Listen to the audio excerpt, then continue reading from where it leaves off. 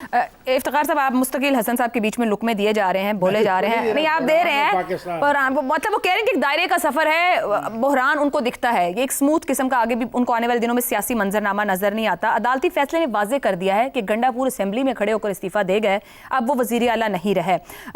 نون league ہے، جے you آئی ہے، Pakistan Peoples party ہے، گزشتہ روز بھی لیڈرز کے بیانات ہم نے دیکھے، پھر ہم نے دیکھا بھی کہ جے یو آئی کی طرف سے تو مولانا صاحب ایک اسمبلی بھی عدالت بھی پہنچ گئے ہیں پشاور میں کہ یہ نہیں ہو سکتا تھا جو انتخاب کا پروسیس ہوا ہے۔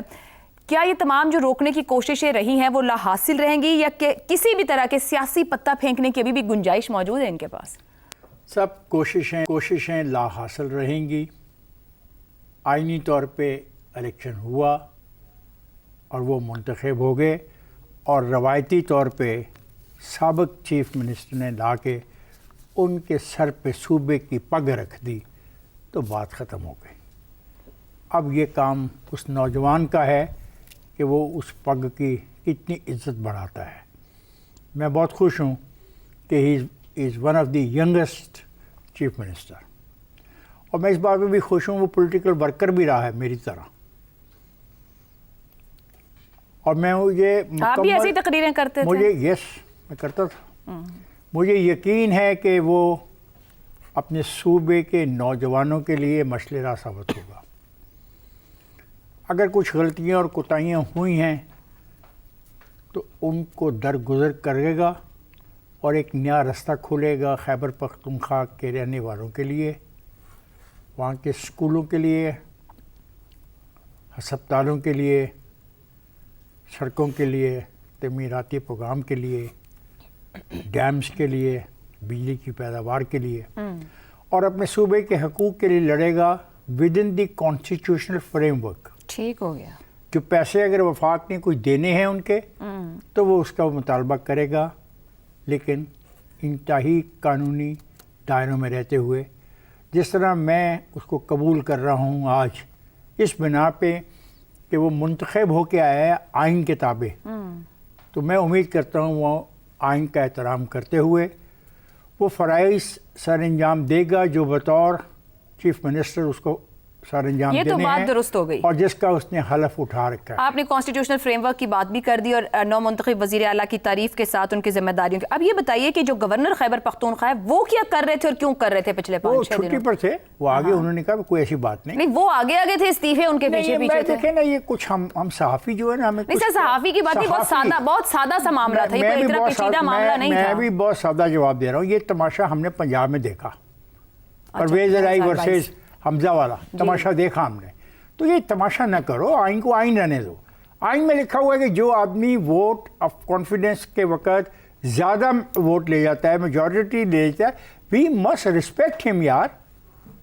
گورنر کے پی کو یہ تماشے کی ضرورت کیوں پیش ہے؟ میں تو لفظ ہی نہیں مانتا۔ آپ نے ابھی بولا تماشا۔ نہیں، میں تو یہ نہیں، پنجاب میں ہوا۔ ہاں تو میں وہی کہہ رہی ہوں، تو کے پی میں وہ تو ہم نے دیکھ لیا، ایک چیز تو سیکھنا چاہیے نا سر اس سے۔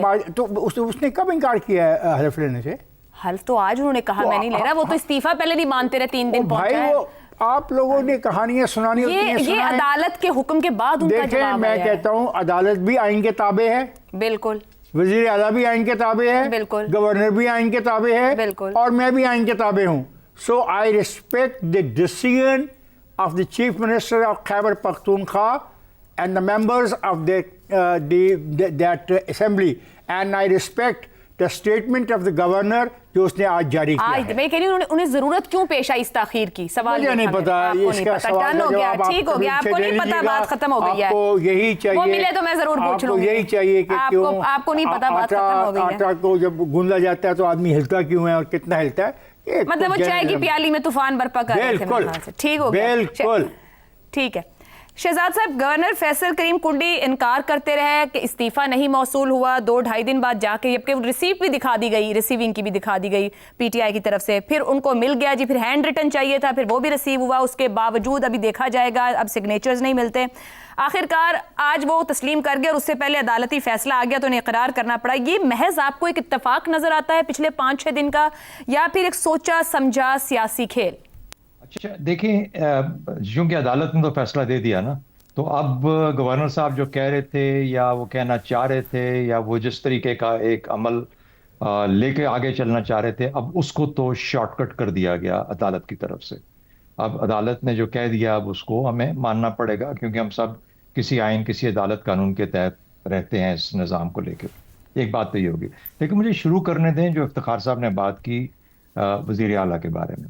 میرے خیال میں بہت خوبصورت بات یہ کی کہ امید ہے کہ وہ اپنے اس پگ کی، اس کلے کی جو کہ ان کے سر پہ بٹھایا گیا، اس کی عزت میں اضافہ کریں گے. ان کی عزت میں اضافہ ہو گیا اس کلے کے ساتھ، لیکن کیا وہ اس کلے کی عزت میں بھی اضافہ کریں گے یا نہیں؟ اور پھر اس کے بعد انہوں نے چند چیزیں بتائیں کہ وہ کیسے کر سکتے ہیں. اب میں صرف، اور بالکل ٹھیک 100% مجھے خوشی ہے کہ اس طریقے سے بات ہوئی. اب سوال یہ پیدا ہوتا ہے کہ کیا اس نوجوان کی کیپیسٹی میں یہ نہیں ہے کہ وہ یہ سب کچھ کر کے دکھا سکتا ہے؟ اس کا جو نظام ہے، ہمارا حکومتی نظام جو اس وقت خیبر پختونخوا کے جو ممبران ہیں جن کو عوام نے چنا ہے، کیا اس اسمبلی میں یا اس کے وزراء میں جو کہ ان میں سے چنے جائیں گے، یہ قابلیت ختم ہو گئی ہے کہ وہ یہ کام نہیں کر سکتے جو کہ افتخار صاحب نے بولا کہ اس کلے کی عزت میں اضافہ کریں، اور ان طریقوں سے جو کہ انہوں نے جس کا کچھ کا ذکر کیا، اور بہت ساری چیزیں ہیں جن کا ذکر کیا جا سکتا ہے. اسی پہ آ جاتے ہیں. دوسری بات کہ انسان اگر اپنی غلطی، گورنر صاحب کی بات کر رہا ہوں، اگر وہ سمجھتے ہیں کہ 2 دن پہلے 3 دن پہلے وہ غلط کر رہے تھے، تو کیا وہ آج اپنی غلطی ماننے کو تیار ہیں کہ ہاں یار مجھے یہ کرنے کی ضرورت نہیں تھی؟ یہ آئین تو بڑا واضح ہے، آئین تو کلیئر ہے، آئین تو الفاظ ایسے ہیں جو کہ اپنا اندیا اور اپنا طریقہ کار 100% درست طریقے سے بیان کرتا ہے. یہ میں ہی ہوں انسان، جب ان الفاظ کے ساتھ کھیل شروع کرتا ہوں کسی بھی طریقے سے تو گند ڈالتا ہوں، تو میں انسان گند ڈالتا ہوں. ورنہ آئین تو صاف ہے، واضح ہے. میری نیت اگر ٹھیک ہوگی تو میرا آئین، میرے الفاظ بھی ٹھیک ہوں گے، میرے الفاظ کا معنی بھی ٹھیک طریقے سے نکلے گا.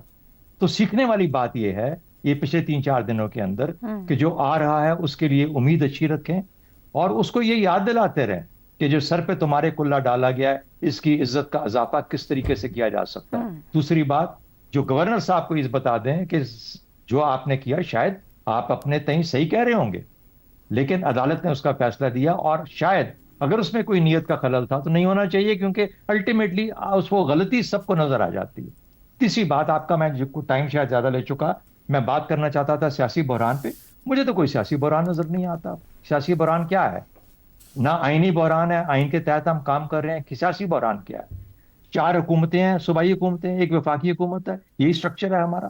پارلیمنٹ اپنی جگہ پہ قائم ہے، یہ بھی بالکل ٹھیک ہے، ایسا ہی ہونا چاہیے. عدالتیں بھی کام کر رہی ہیں.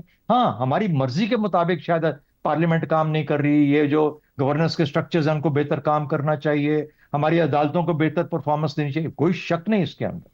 اور یہی وہ سفر ہے، وہ جدوجہد ہے جو کہ انسان لے کے چلتا ہے اپنی زندگی میں.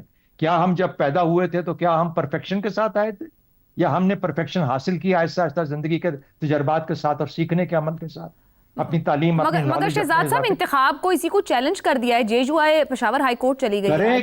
کریں ان کا بھی حق ہے، ان کا بھی حق ہے. عدالتیں اسی لیے بیٹھی ہوئی ہیں نا، تو عدالتیں کریں گی. ہم نے تو کل بات کی کہ اچھا جی یہ اتنا خطرناک آدمی ہے، یہ پتہ نہیں وفاق کر اس میں ٹکراؤ لے گا. میں نے کہا آئین میں اس کا حل موجود ہے. اگر ایسی سچویشن آتی ہے خدا نخواستہ کہ ایک صوبہ پورے کا پورا وفاق کے خلاف، آپ کی جو فیڈریشن کے خلاف کھڑا ہو جاتا ہے، تو آئین اس کا بھی حل دیتا ہے.